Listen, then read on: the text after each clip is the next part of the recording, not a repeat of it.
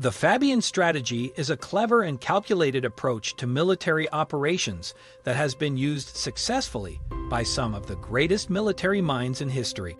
It involves avoiding large, pitched battles in favor of smaller, harassing actions that gradually break down the enemy's will to keep fighting.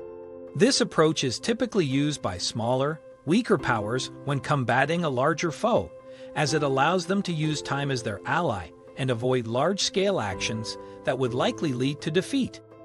One of the earliest examples of the Fabian strategy is the story of Roman dictator Quintus Fabius Maximus, who was tasked with defeating the Carthaginian general Hannibal in 217 BC. After suffering crushing defeats at the battles of Trebia and Lake Trasimene, Fabius' troops shadowed and harassed the Carthaginian army while avoiding a major confrontation. By executing a scorched earth policy and preventing Hannibal from resupplying, Fabius was able to slowly wear down his opponent and prevent Rome's allies from defecting to Hannibal's side. Though not initially well received in Rome, due to criticism from other Roman commanders and politicians, Fabius' approach ultimately led to Hannibal's defeat and drove him back to Africa. A more recent example of the Fabian strategy can be seen in General George Washington's later campaigns during the American Revolution. After suffering major defeats in 1776 and 1777, Washington changed his approach and sought to wear down the British through smaller, harassing actions rather than seeking major victories.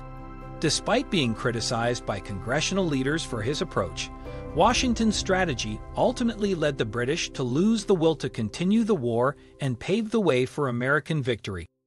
While the Fabian strategy has proven successful in military operations, its principles can also be applied to everyday life.